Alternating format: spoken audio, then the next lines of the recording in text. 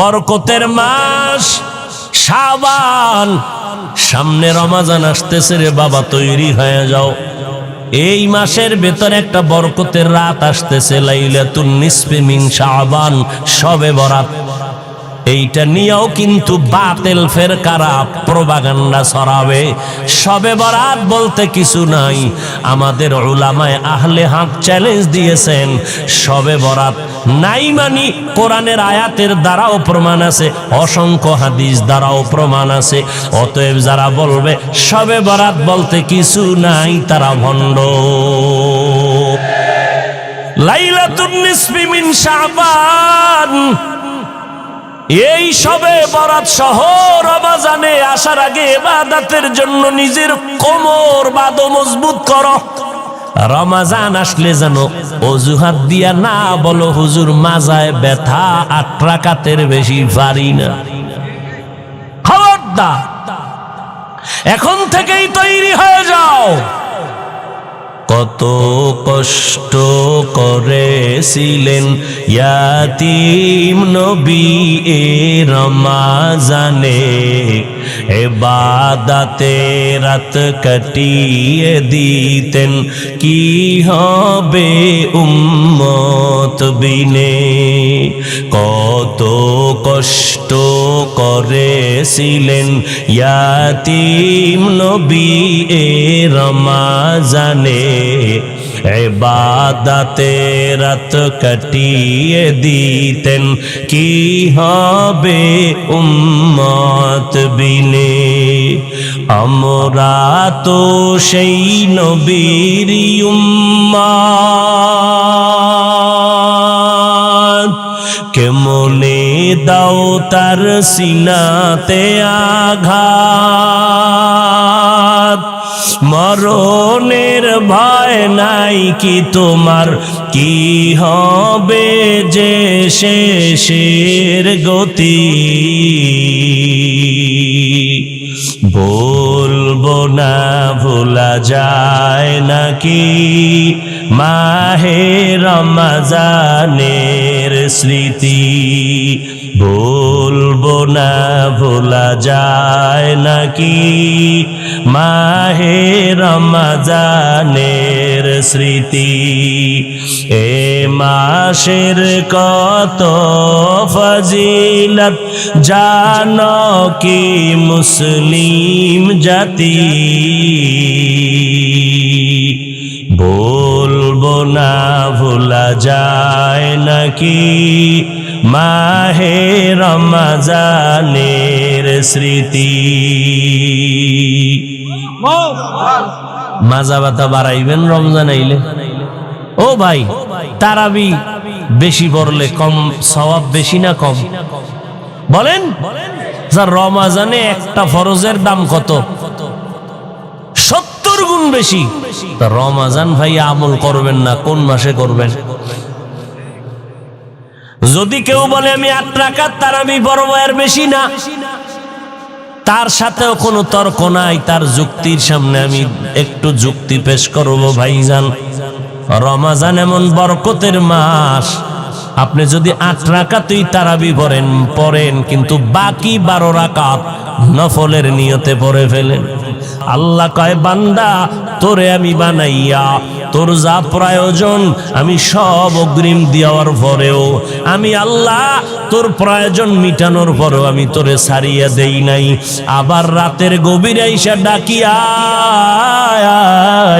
ও বান্দা তোর কার কি সমস্যা আসেনি বল, আমি যা দিছি আরো লাগবে কিনা বল, আমি দেওয়ার জন্য রেডি। সব সময় আল্লাহ আসেন।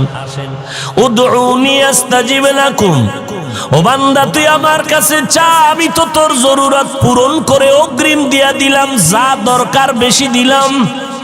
এরপরেও যদি লাগে চা, অতিও গভীর হয়, রজনী যখন নীরবে প্রভুর নাম জপিও তখন, প্রভুর করুণা যদি পাইবারে চাও, গভীর রাতে উঠে প্রভুর গুণগান গাও।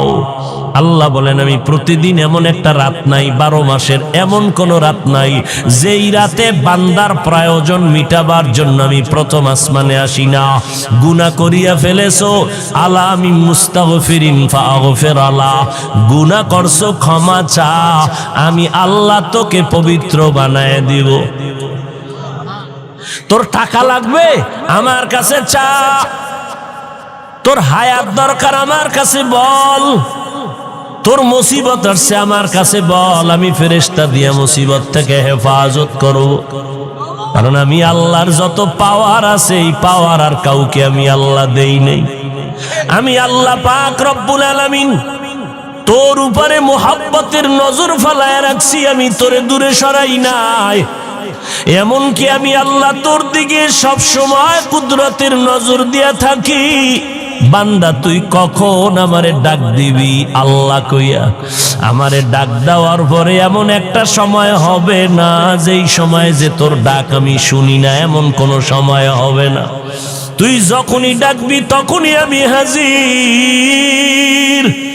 ও বান্দা তোর ডাক শোনার জন্য আমি নজর লাগায় রাখি বান্দা, কারণ আমার আলাদা কোনো ছেলে নাই, মেয়ে নাই যে আমারে ডাকবে, আমার স্ত্রী নাই যে আমার কোনো আলাদা পেরেশানি আছে, আমার কোনো পার্টনার নাই যে আমার ভাগ বসাবে আইসা। আমি আল্লাহ আসমান বানাইয়া তোর গোলামিতে লাগায় দিছি, আমার কোনো কাজ আসমান করে না। জমিনটা বানাইয়া তোর খেদমতে লাগায় দিছি, জমিন আমার কোনো কাজ করে না। সূর্যটারে বানাইয়া তোর খেদমতে লাগায় দিছি, ও সূর্য আমার আদরের বান্দার গোলামি কর, আমার বান্দার সাথে বেয়াদবি করবি না। ও নদীর মাছ তুই যদি একটু মেজাজ গরম করো, আমার দুর্বল বান্দারা তোরে ধরিয়া নিতে পারবে না। খবরদার, আমি আল্লাহ তোরে বানাইছি আমার বান্দার খেদমতের জন্য। ওরা যখন জাল ফেলবে তুই জালের মধ্যে ধরা পড়ে যা, আমার বান্দার খেদমতে বেয়াদবি যেন না হয়। ও গরু, আমার বান্দা যখন ডাকবে তুই বান্দার খেদমতে লেগে যা। আমার আল্লাহর কিছু নাই, সব আল্লাহ আমাদের জন্য দিয়ে দিলেন। আল্লাহ আমাদের জন্য বাতাস দরকার ফিরি দিয়া দিলেন, আমাদের পানির দরকার ফিরি দিয়া দিলেন, সূর্যের আলো দিয়া ফিরি আলো দিলেন, আবার রাতের বেলা চাঁদের আলো দিয়া ফিরি সব দিয়া দিলেন। 1 টাকাও বিল নিলেন না। ওই সূর্যের আলো যদি বন্ধ করে দেয়, এই জমিনের কোনো ফসলে কালার হবে না, ফলের মধ্যে কালার হবে না। রাতের বেলা চাঁদের আলো যদি বন্ধ করে দেই, আল্লাহ কয় জীবনে কোনো ফসলের মধ্যে ফলের মধ্যে মজা আসবে না। সূর্যের আলো দিয়া তোর কালার দেই, চাঁদের আলো দিয়া আমি ফল ফসলে মজা বাড়ায় দেই। যেই চাঁদের আলোটা আমের মধ্যে বেশি লাগবে দেখবি ওই আমটা মিষ্টি বেশি। ও বান্দা, যেই আমের মধ্যে চাঁদের আলো কম লাগবে দেখবি ওই আমটা মিষ্টি কম। সূর্যের আলো যেই আমে বেশি লাগবে দেখবি ওই আমটা বেশি কালার। যেই আমে সূর্যের আলো কম ওই আমে দেখবি কালার কম। আমি আল্লাহ সব বান্দা তোরে দিয়ে দিলাম। বাতাস আমার হুকুমে চলে, তোর গোলামিতে দিয়ে দিলাম। জঙ্গলের প্রাণীগুলো তোর গোলামিতে দিয়ে দিলাম। খোলা আকাশের মধ্যে পাখি উড়ে কেউ ধরতে পারে না, আমি আল্লাহ তাও আমার বান্দার গোলামিতে পরিণত করিয়া দিলাম। ও বান্দা, তোর যা দরকার সব দিয়ে দিলাম, চাওয়ার আগে দিলাম। রাতের বেলা একটু আরামে ঘুমাবি, আমি আল্লাহ তোর মাথার নিচে বালিশ বানানোর জন্য তুলা গাছের আয়োজন করে দিলাম। ও বান্দা, আমি আল্লাহ তোর আরামের ব্যবস্থা করে দিলাম। আমি আল্লাহ পাক রব্বুল আলামিনের পর তোরে দিয়া টিয়া আমি সইরা যাই নাই, আমি তোর সামনেই আছি। তুই কোথায় যাবি এমন একটা জায়গা নাই যেখানে আমি আল্লাহ নাই। ফাআইনা মা তুআল্লু ফাসাম্মা ওয়াজহুল্লাহ। ও বান্দা, তুই যেদিকেই তাকাবি সেদিকেই তো আমি হাজির। আমি আল্লাহ তোরে একটা সেকেন্ডের জন্য ভুলি নাই। আমি আল্লাহ তো তোর দিকে মোহাব্বতের নজর লাগায় রাখছি। আমার ছেলে নাই যে আমাকে আব্বা বলে ডাকবে, আমার মেয়ে নাই যে আমাকে আব্বা বলে ডাকবে। আমি বড় আদর করে তোদের বানাইছি। তাকাইয়া দেখছো নি কত বিশাল আসমান, জমিন থেকে 500 বছরের দূর। এক একটা আসমান 500 বছরের মতো মোটা। এইভাবে আমি আল্লাহ 7টা আসমান বানায় রাখছি। এক আসমান থেকে আর এক আসমানের মাঝখানে মহাশূন্য 500 বছরের দূর। নজর করিয়া দেখ এই আসমানগুলো কেমনে টানাইয়া রাখলাম। নিচের থেকে কোনো খুঁটিও নাই, উপর থেকে কোনো রশির টানাও নাই। এই রকম 7টা আসমান 7টা জমিন আমি বানাইতে আমার সময় লাগছে ফি সিত্তাতি আইয়াম, মাত্র 6 দিন। আর তোর মতো বান্দাটারে আমি আল্লাহ নাপাক পানির থেকে বানাইছি। তোর তো কোনো অস্তিত্বই ছিল না, তুই আজকে বাহাদুর বাহাদুর ভাব দেখাইয়া আমি আল্লাহর সাথে চালাকি শুরু করেছ। আমি আল্লাহর আমার খোদাইত্ব তুই মানতে চাও না, আমার বাউন্ডারিতে তুই চলতে চাও না।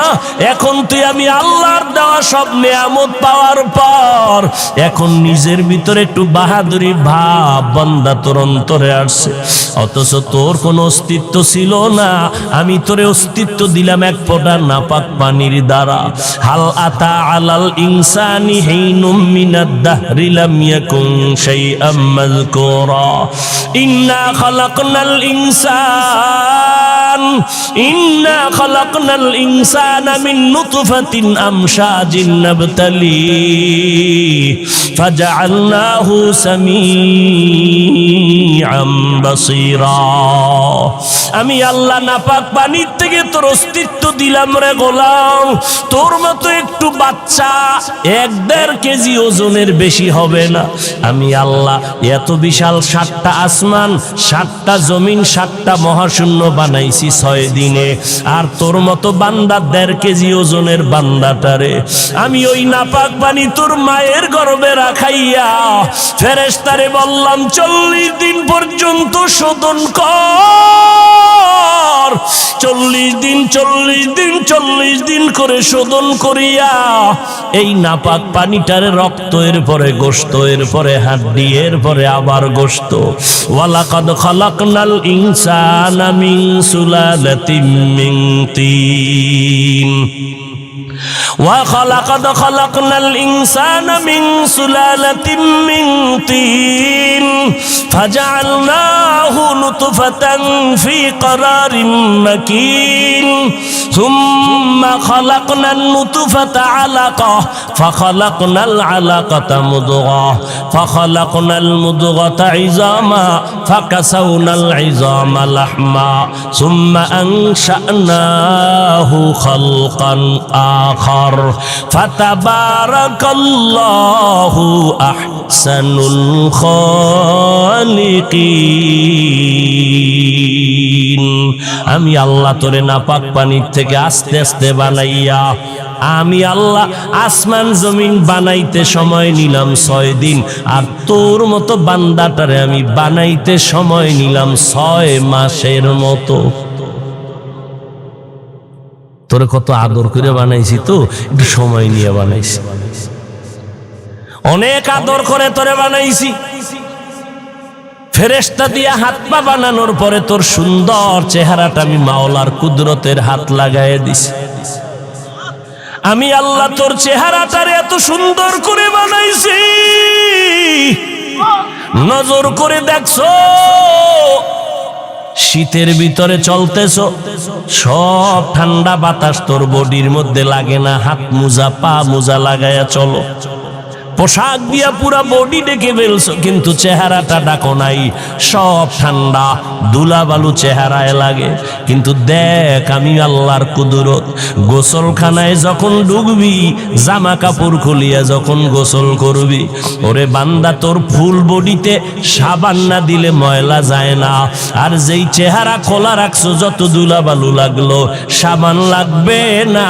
হালকা পানি দিয়ে ধুইয়া দেখ, অত্যন্ত ফুল বডির মধ্যে চেহারাটা সুন্দর।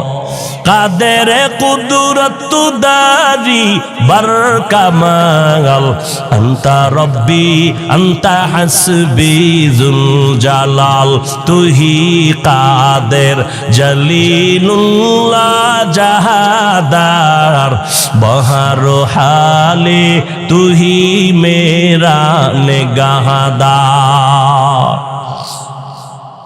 আল্লাহ তাআলা এত সুন্দর করে তোমাকে আমাকে বানাইলেন।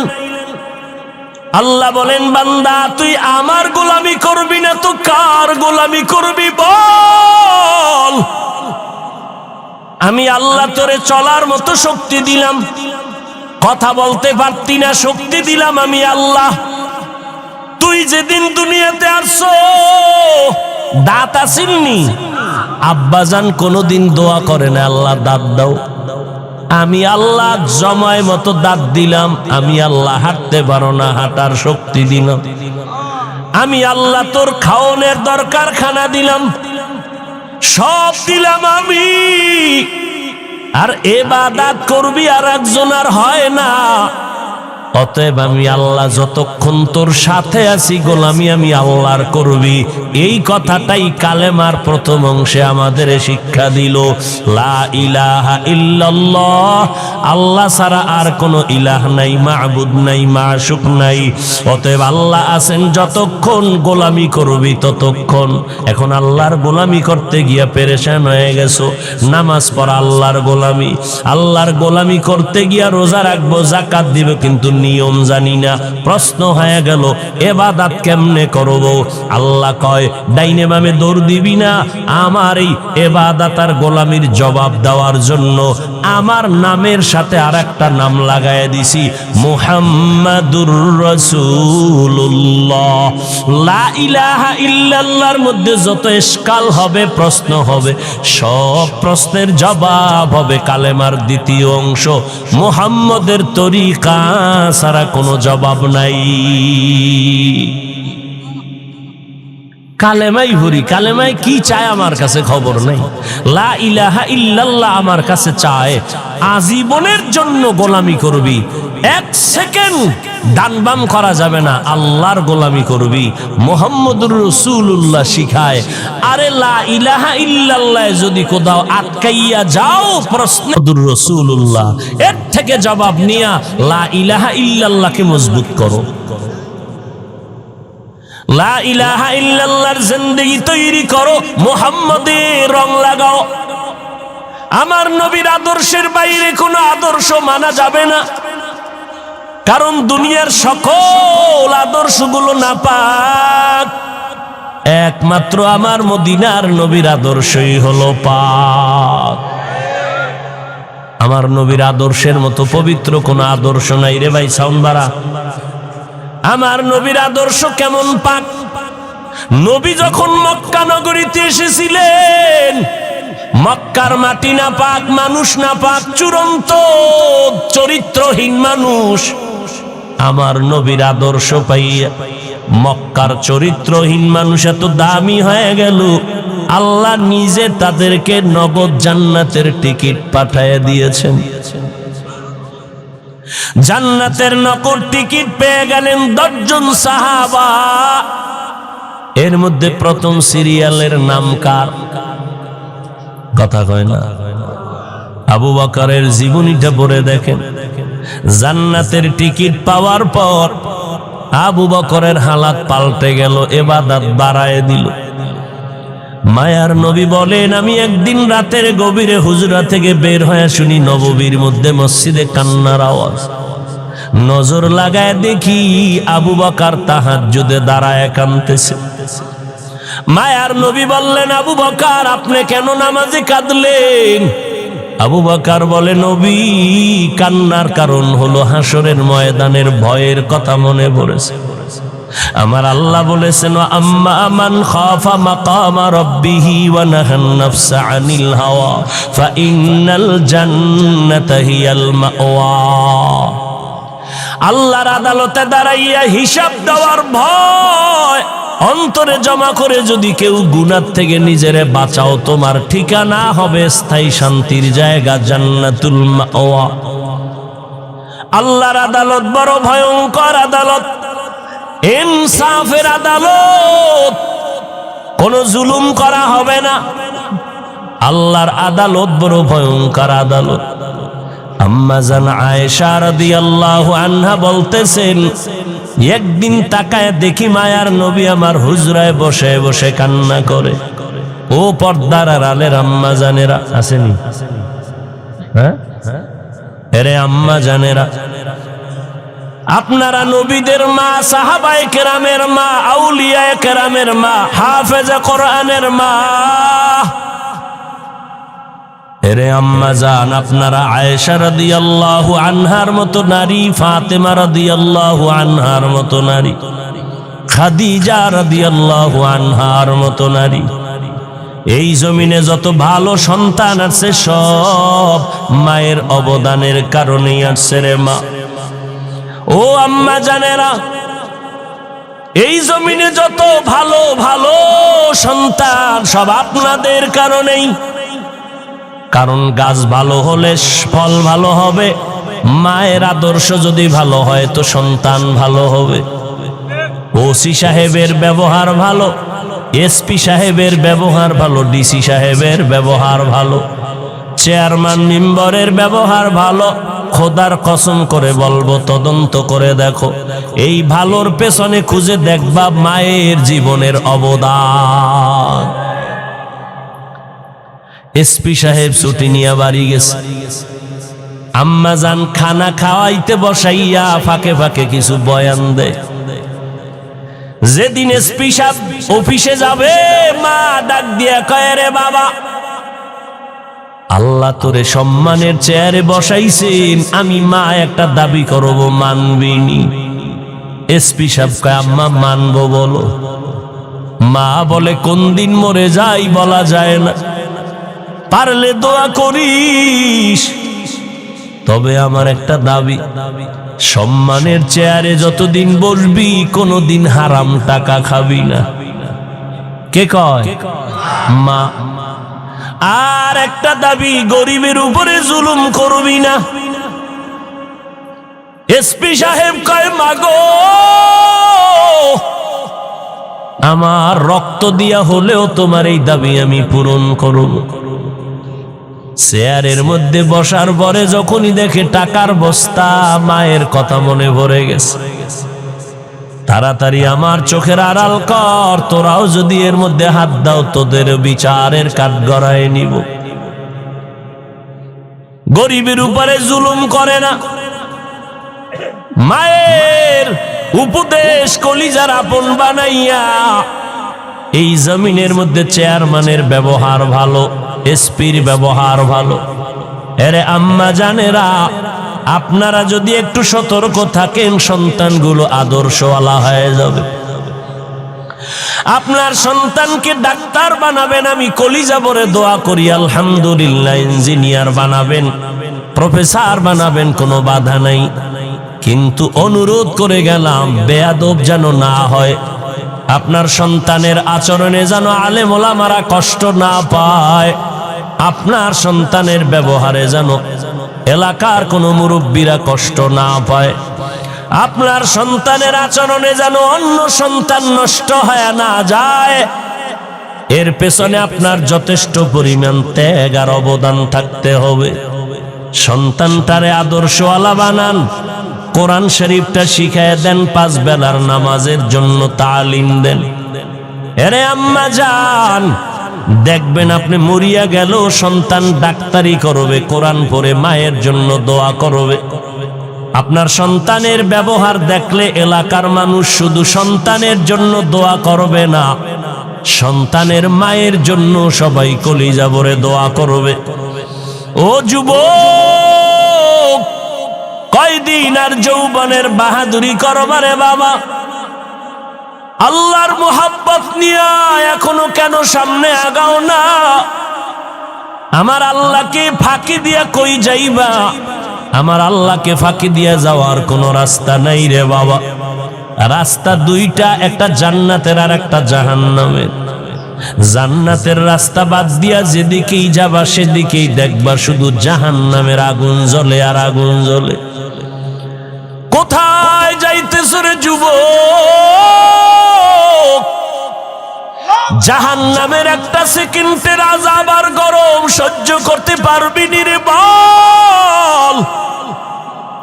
সূর্যের গরম সহ্য করা যায় না। দুনিয়াতে যত আগুনের গরমের থেকে 69 গুণ গরম হবে জাহান্নামের আগুনের গরম। ও নবীর উম্মতের দল, আম্মা জান আয়েশা রাদিয়াল্লাহু আনহা বলেন, নবী কাঁদতেছেন। আমি জিজ্ঞাসা করলাম, নবী হুজরায় বসে কেন কাঁদেন? আমি আয়েশা কোনো বেয়াদবি করেছি? নবী বলেন, আয়েশা কেন বেয়াদবি করবেন? আম্মা জান আয়েশা বলে, নবী আমার বয়স তো অনেক কম, 6 বছর বয়সে আপনার সাথে আমার বিয়ার বন্ধন হলো। আমি আয়েশার 9 বছর বয়সে আপনার ঘরে আসছি। ও পর্দার আড়ালের আম্মা জানেরা, আম্মা জান আয়েশা রাদিয়াল্লাহু আনহার 6 বছর বয়সে নবীর সাথে বিবাহের বন্ধন হলো। 9 বছর যখন বয়স, তখন আম্মা জান নবীর ঘরের মধ্যে আসলেন। আম্মা জানের বয়স যখন 18 হয়ে গেল, আমার নবী দুনিয়ার থেকে বিদায় নিয়ে চলে গেলেন। এবার হিসাবটা বুঝলে বলেন, আমার আম্মা জান নবীর ঘর করলেন কত বছর? খুশ নাই, হুশ নাই। কয় বছর? 6 বছর বয়সে নবীর সাথে বিবাহ, 9 বছর বয়সে নবীর ঘরে গেলেন, 18 বছর বয়সে নবী দুনিয়ার থেকে চলে গেলেন। নবীর ঘর করলেন মাত্র 9 বছর। 18 বছরের একজন নারী, আমার দেশে তো অনেক 18 বছরের বোনের বিয়েই হয় না, অথচ আম্মা জানের 18 বছর বয়স, নবী চলে গেলেন। নবীর সোহবত পাইলেন মাত্র 9 বছর। ওই 9 বছরে আম্মা জান আয়েশা কি বরকত পাইছেন জানেননি? আম্মা জান শুকর আদায় করে বলে, আল্লাহর শুকর, মদিনার নবীর 9 বছর ঘর করে আল্লাহ তাআলা আমার এমন বরকত দান করেছেন। আমি 18 বছরের নারী, 9 বছর নবীর ঘরে থাকিয়া 2000 উপরে হাদিস আমি মুখস্থ করে হাফেজা হয়ে গেলাম। কয় হাজার? এরে আম্মা জান, আপনি কয় পারা কোরআনের হাফেজা হয়ে গেলেন? কয়টা হাদিস পারলেন? লাগবে না আপনার হাদিস মুখস্থ করা। ফজরের নামাজের পরে সূরা ইয়াসিনটা তেলাওয়াত করবেন, যোহরের নামাজের পরে সূরা রহমানটা তেলাওয়াত করবেন। ও যুবক, শুধু নারী না, তুমিও করিও। ফজরের নামাজের পরে সূরা ইয়াসিন, যদি সময় থাকে সূরা মুজাম্মিল পড়িও। এরপরে যোহরের নামাজের পরে সূরাতুর রহমান, সময় থাকলে সূরা ফাতাহ তেলাওয়াত করিও। আসরের নামাজের পরে সূরা নাবা, যদি সময় থাকে রে বাবা সূরা দোকানটাও পড়িও। মাগরিবের নামাজের পরে সূরাতুল ওয়াকিয়া, সময় থাকলে আরেকবার সূরা মুজাম্মিল পড়িও।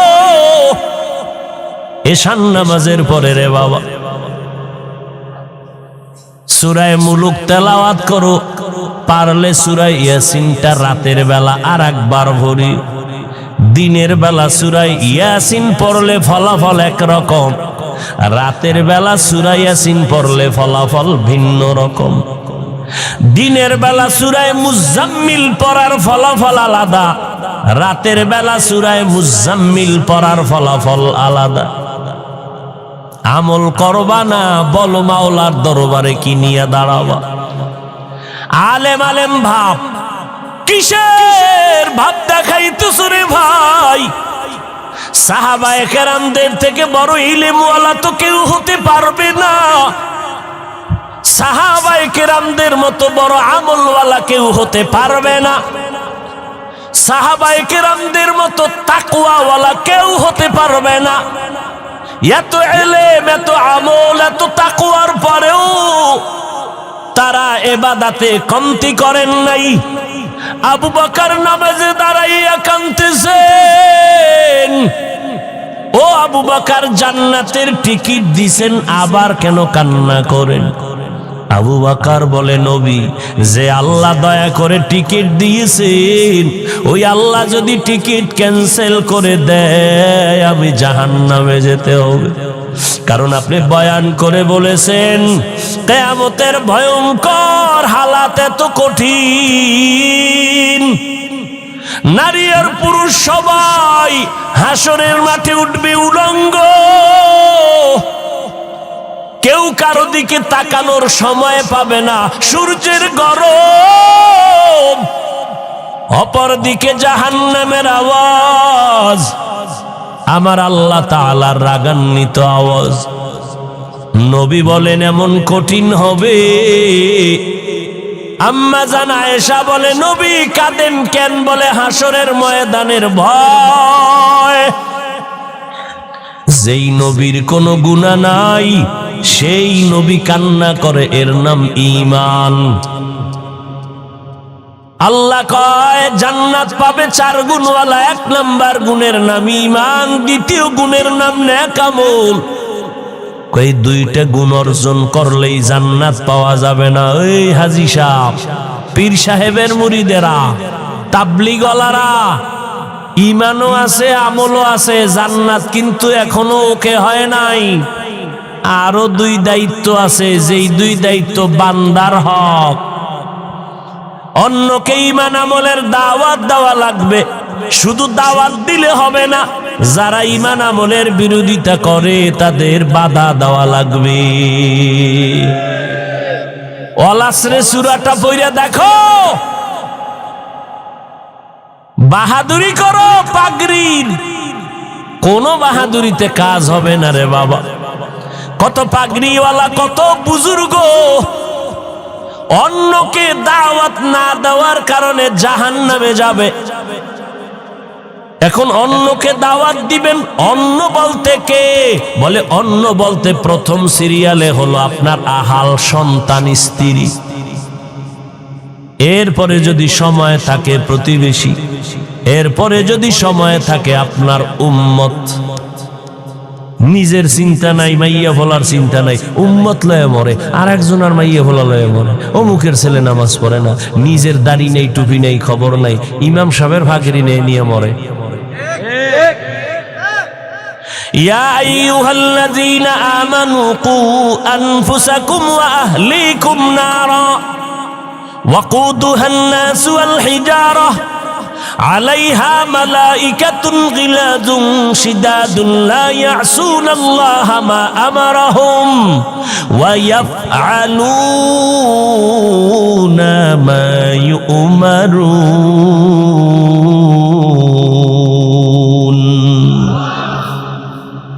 নিজে বাঁচো জাহান্নাম থেকে, পরিবার সন্তান আহাল বাঁচাও। অন্যরে দাওয়াত দাও, আহাল সন্তানের দাওয়াত দাও। কখন? কয় 7 বছর যখন হবে সন্তানের বয়স, নামাজের মুসাল্লায় দাঁড় করায়া দাও। এই আব্বা জানেরা, আম্মা জানেরা, সন্তানের যখন 7 বছর হবে নামাজের মুসাল্লায় দাঁড় করাও। 10 বছর যখন হবে একটু শাসন করা লাগলেও নামাজে দাঁড় করাও। ছোট থেকে যদি কন্ট্রোল করতে না পারো, বড় হলে আর কন্ট্রোলে নিতে পারবা না। কিয়ামতের দিন এই সন্তান মা বাবার বিরুদ্ধে আল্লাহর আদালতে অভিযোগ দায়ের করবে। এই যুবক, নামাজ পড়ছো নি, পড়ি নাই, রোজা রাখছো, রাখি নাই, হালাল খাইছো, খাই নাই, কেন? এবার মামলা দায়ের করতেছে সন্তান। রব্বানা ইন্না আতা'না সাদাতানা ওয়া কুবারানা ফাআদাল্লুনাস সাবিলা। ও আল্লাহ, আমি বেনামাজি হই নাই, আমার আব্বা আম্মা আমারে টাটকা বেনামাজি বানাইছে। আমার আব্বা সকালে দোকানে গেছে, 8টার সময় আম্মারে টেলিফোন করছে, এই ছেলেটারে উড়াইয়া নাস্তা খাওয়াইছো নি। কিন্তু একটা দিনও আমার আব্বা জান বলে নাই সন্তানটারে ফজরের নামাজ পড়াইছো নি। রমাজানে সেহারি খাইতো আমার বাবায় মায়, আমার আম্মা জানের দিলটা নরম, মাঝে মাঝে আমারে ধাক্কায় বলতো, বাবা উঠ, রমাজান যাইতেছে, দুই একটা রোজা রাখ, সাহারি খা। সাথে সাথে আব্বাজান ধমক দিয়া বলতো, খবরদার, চেহারাটা নষ্ট করবা না, রোজা রাখার দরকার নেই। ওই কুলাঙ্গার বাবাকে জিজ্ঞাসা করি, ও বাপ নামের কলঙ্ক, রোজা রাখলে তোমার সন্তানের চেহারা নষ্ট হবে, মোবাইলটা চালাইয়া সারাটা রাত্র কবিরা গুনাহ করে করে চেহারাটা কাটন কাটন করে ফেলেছে, বলো এর হিসাব কেমনে দিবা? রোজা রাখলে চেহারা নষ্ট হবে, তোমার ছেলে মোবাইলের কবিরা গুনার প্র্যাকটিস করে করে চেহারাটা কাটন করে ফেলেছে, বলো বাবা হইয়া কি জবাব দিবা? আল্লাহর কাছে বলে ফেলবে। সূরা আহজাব ৬৭ নম্বর আয়াত, আব্বা আম্মা আমারে সুদখোর বানাইছে, ঘুষখোর বানাইছে। দলিলও আছে, হাদিস। ক্বালান নবী সাল্লাল্লাহু, ভাত খাই না এখনো, খুব কষ্ট হইতেছে কথা বলতে, তো শেষ দিক সীমানায় না যায়, শেষ করি কেমনে?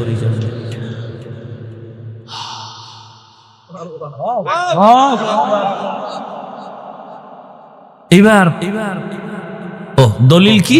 ক্বালান নবী সাল্লাল্লাহু আলাইহি ওয়া আলিহি ওয়াসাল্লাম, মা মিন মাউলুদিন ইল্লা ইউলাদু আলাল ফিতরাহ ফাআবাওয়াহু হাউবিদানিহি আও ইউনাসসিরানিহি আও ইউমাজ্জিসানিহি ইলা আখিরিল হাদিস।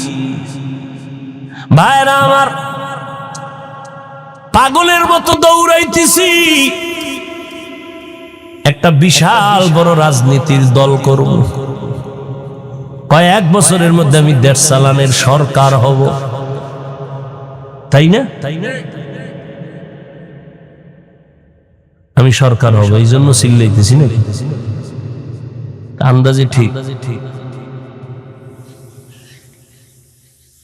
পায়ে ধরে ধরে ধরে ধরে সারা দেশের মানুষকে বুঝাই, ও যুবক, কেন এত বৈপরীত্য ভাব, কেন এত দূরত্ব রে বাবা?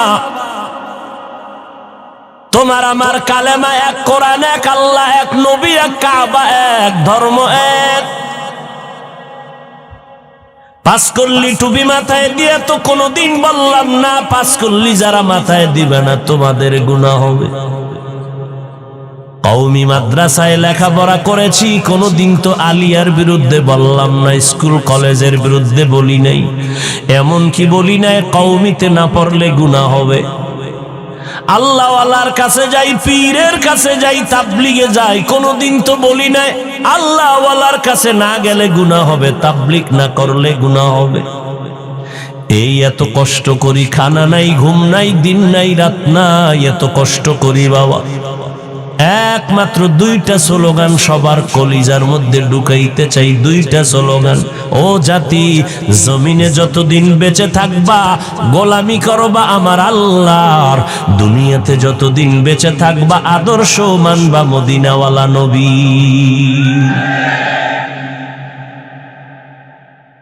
এই কিন্তু এই দুই স্লোগানের মধ্যে যদি কেউ পর্দা ফালাও, এক বিন্দু রক্ত থাকতে তা সহ্য করা হবে না,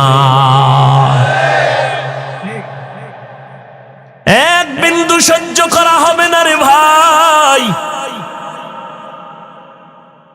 আল্লাহ নিয়া, কালেমা নিয়া, ইসলাম নিয়া, কোরআন নিয়া, হাদিস নিয়া, মদিনা নিয়া কথা বলবা, বিন্দু ছাড় দেওয়া হবে না। এই জমিনে আমরা আহলে হক বেঁচে আছি, বাতিলের কোনো দিন এই ময়দানে নামতে দেয়া হবে না।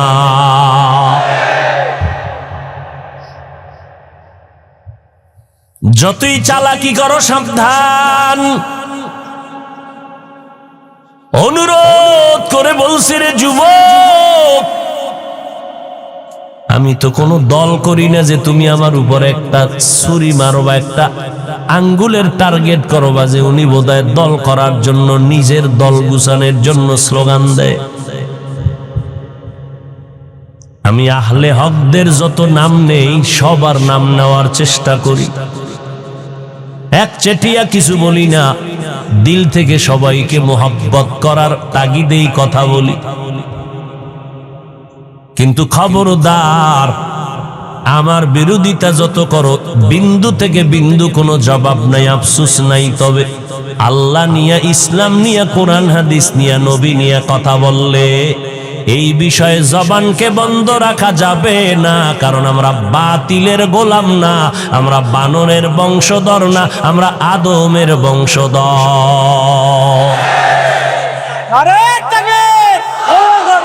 ভাইরা আমার, ঈমান আর আমল থাকলেই জান্নাতের দরজা খোলা হবে না। আরো দুইটা দায়িত্ব, ঈমান আমলের দাওয়াত অন্যকে দাও, যারা মানবে না তাদের বাধা দাও। কেমনে দাওয়াত দিবেন, বাধা কেমনে দিবেন, তারও নিয়ম পদ্ধতি নবী শিখাইয়া দিছেন। একজনে নামাজ পড়ে না, যায় থাপ্পড় মারবেন, ঘৃণা করবেন,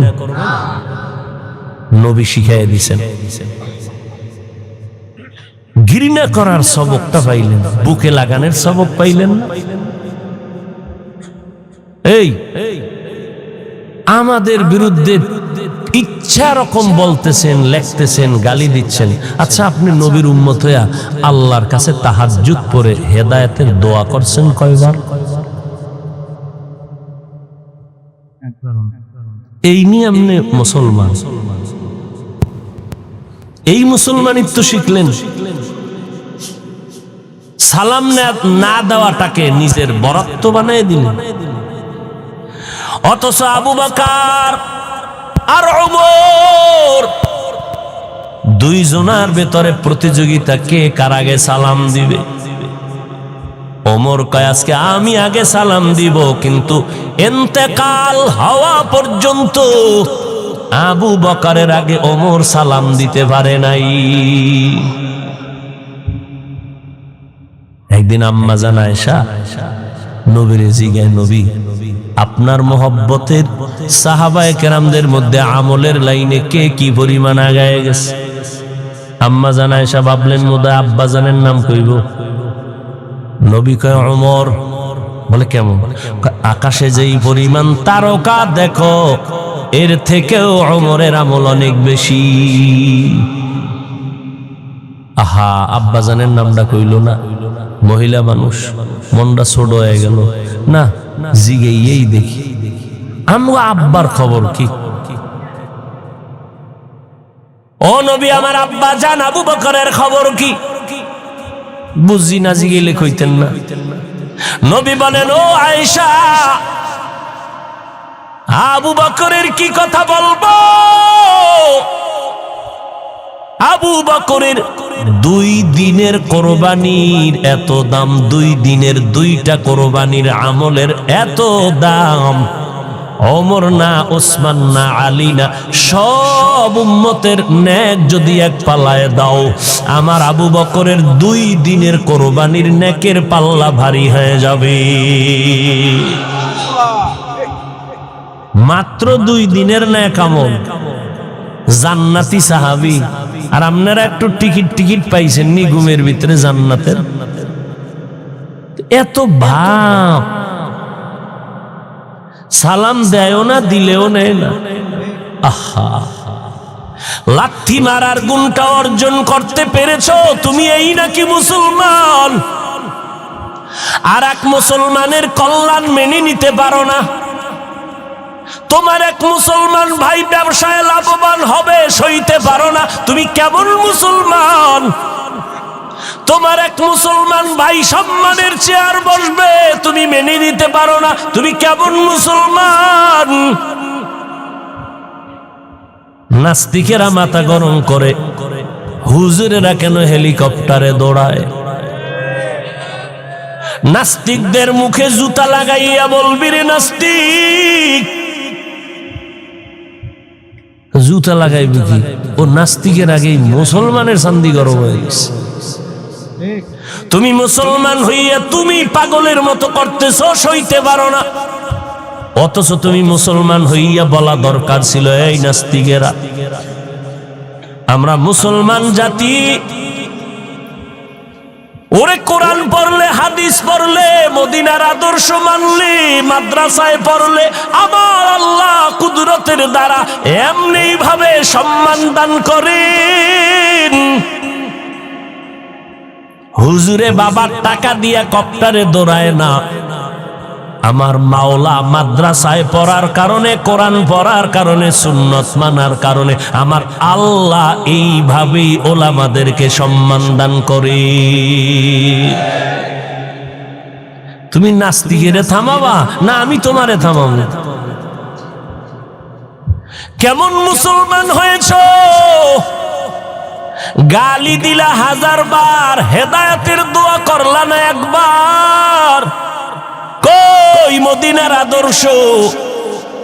আসলে আমগো বুঝতে বাকি নেই, তোমরা মদিনার আদর্শ চাও না, তোমরা কাদিয়ানীদের মতো মওদুদিবাদ কায়েম করতে চাও। ইনশাআল্লাহ যতদিন বেঁচে থাকবো এই সোনার বাংলার জমিনে আহলে হকরা যতদিন আছেন, ইনশাআল্লাহ আমাদের সন্তানেরা থাকবে। হাটহাজারীর হুজুর, হাফিজি হুজুর, পীরজি হুজুর রাহমাতুল্লাহ আলাই, ও বাবা, সমস্ত উলামায়ে কেরামরা আজীবন বাতিলের বিরুদ্ধে কথা বলেছেন। আমরা তাদের সন্তান, আমরাও বলছি, আমাদের সন্তানেরাও বলবে, জীবন যাবে বাতিলের সামনে কোনো আপোষ করা হবে না।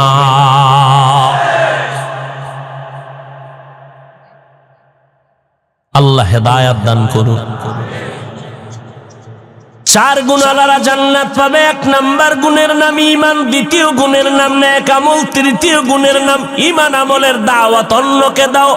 4 নাম্বার আমল গুণ হলো ঈমান আমলের বিরোধিতা যারা করবে তাদের বাধা দাও ধৈর্যের সাথে।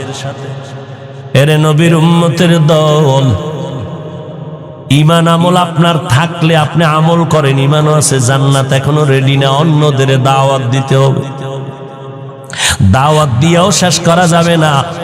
আপনার ঘরের মধ্যে যদি গান বাজে বন্ধ করতে হবে। আপনার সন্তান যদি নামাজ না পড়ে নামাজ পড়াইতে হবে, বিরোধিতা করলে বাধা দিয়া ফিরাইতে হবে। ও আল্লাহর বান্দারা, ও পর্দার আড়ালের আম্মা জানেরা, ও কলিজার যুবক ভাইয়েরা আমার, কয়দিন আর ডাক্তার আমি রোগী, কিন্তু এই বাহাদারি কতক্ষণ চলবে? সাদা কাপনে প্যাকেট হওয়া পর্যন্ত।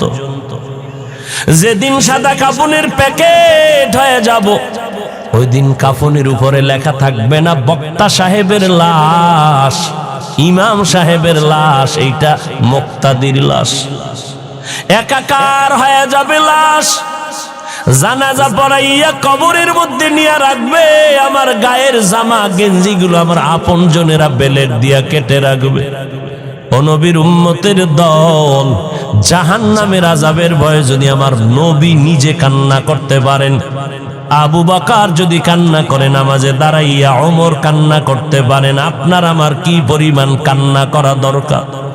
কপাল বড় খারাপ, গুনার কারণে হাত না পাক, চোখ না পাক, জিহ্বা না পাক, অন্তর না পাক, চোখে পানি নেই, পানি নাই, পানি আনার চেষ্টাও করি না। নবী বলেন কান্না করো, যদি কান্না না আসে বাহানা করো, তাতেও সওয়াব। চোখের পানির এত দাম, আল্লাহর দরবারে 1 ফোঁটা চোখের পানি ছেড়ে দিলে আল্লাহ বলে জিন্দেগি যত অন্যায় করেছে 1 ফোঁটা চোখের পানির বদৌলতে মাফ করে দিব। নবী বলেন গাভীর ওলান থেকে দুধ বের করে ভেতরে যেমন ঢুকানো সম্ভব না, কান্নাওয়ালা বান্দাকেও জাহান্নামে ঢুকানো আর সম্ভব হবে না। ও আল্লাহর বান্দারা, পিছনে যত অপরাধ করেছি, মানুষ আমাকে বড় বক্তা বলে চেয়ার দেয়, আল্লাহ জানে আমি কত বড় অপরাধী গুনাহগার। একটু যদি চোখ দুইটা বন্ধ করে চিন্তা করে সবাই, সাহাবায়ে কেরামদের এত সুন্দর আমল, এরপরেও যদি জীবন ভর কান্না করতে পারেন, আমাদের উপায় কি হবে? আমি তো কোনো মানুষের কাতারে নাই। যদি এই অবস্থায় তওবা না করে কবরে যাই, ওই কবর আপনার আমার জন্য জাহান্নামের গর্ত হয়ে যাবে। ও আল্লাহর বান্দা, এই কবরে কে পীর, কে মুরিদ, কে বক্তা, কে শ্রোতা, কোনো ভেদাভেদ হবে না। সবার বেলায় 3টা প্রশ্ন করা হবে। ও আল্লাহর বান্দারা, জবাব যারা দিতে পারবে তারা জান্নাত পাবে, যারা পারবে না জাহান্নামের আগুনে গ্রেফতার হয়ে যাবে।